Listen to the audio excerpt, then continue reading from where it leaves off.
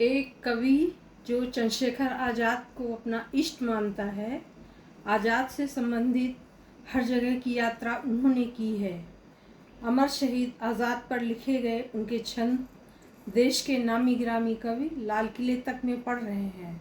आज सुनते हैं रचनाकार से कुछ छंद।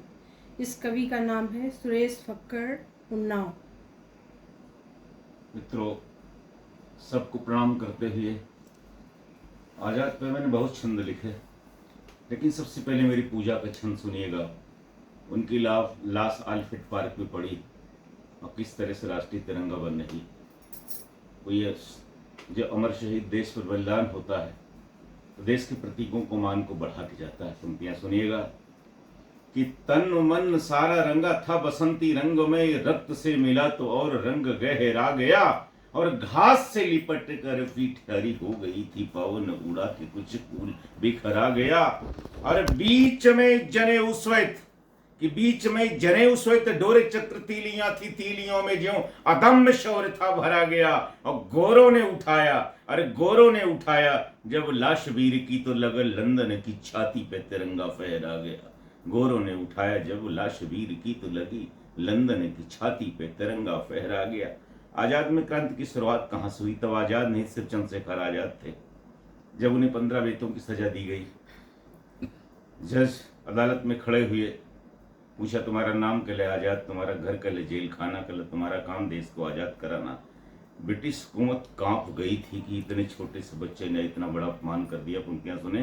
क्रांति की शुरुआत वहीं से हुई। और एक पुलिस ने निहत्थी भीड़ पर घोड़े दौड़ा दिए। पुलिस सुपरिंटेंडेंट का डंडा एक आजाद के साथी के सर पे लगा, उससे खून बहने लगा। आजाद उससे पूछता तूने मेरे साथी के डंडा क्यों मारा? यहीं से क्रांति की शुरुआत होती है। पंक्तियां सुनना कि चुप, वो डांट देना चाहता है पुलिस का कप्तान कि बच्चा भाग जाए, कि चुप छोकरे कहीं के भाग जा, यहाँ से नहीं तेरी खोपड़ी भी फोड़ देंगे एक पल में।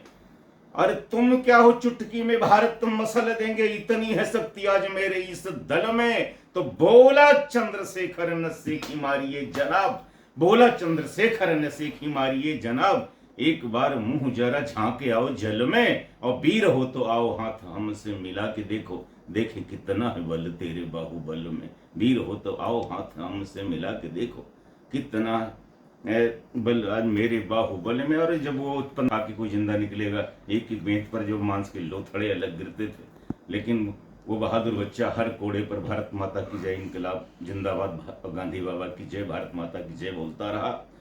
और जब बाहर निकलता है तो लहू लुहान देह लिए हुए मुस्कुराता हुआ निकलता है। देशभक्तों की भीड़ ने उसे अपने कंधों पे उठा लिया। एक चित्र बनता है, वो चित्र देखिए कि सारी देह थी लहू लुहान लाल किले जैसी, सारी देह थी लहू लुहान लाल किले जैसी, सीमा रेखा बना हर वेत का निशान था, और कटी में थी धोती जैसे हिंद महासागर, इसी गोरा मुख दे रहा हिमालय अजान था। और पेट पीठ मध्य, अरे पेट पीठ मध्य से मानसी तरा रहा था, विंध्याचल की पहाड़ियों का जो विधान था, और गर्व से उठाया शिशु को जो भीड़ ने तो लगा भारत का मानचित्र सारा आसमान था, गर्व से उठाया। एक छंद और सुनिएगा कि जब आलफ्रेड पार्क पे घेरा डाला पुलिस ने ना, जो वहाँ के सुपरिंटेंडेंट ने कहा साले को जिंदा नहीं पकड़ लाए तो वर्दी उतार देंगे। क्या दुर्दशा वहाँ हुई। जाते उसने आजाद की दाई कलाई पे गोली मार दिया, दाई कलाई झूल गई, बाई कलाई से निशाना लगा रहा था बहादुर, और हर गोली का निशाना सही लगा। अंतिम गोली अपनी कनपट्टी में दाग कर शहीद हो जाते। पंक्तियां सुनिएगा कि आधे नाम सुनते ही खौफ से मरे सिपाही, शेष बच्चे माऊजर के हवाले हो गए। आधे नाम सुनते ही खौफ से मरे सिपाही, शेष बच्चे माऊजर के हवाले हो गए। और कांपते फिरंगी, डरे भागते फिरंगी, कुछ हाँफते फिरंगी काल के निवाले हो गए।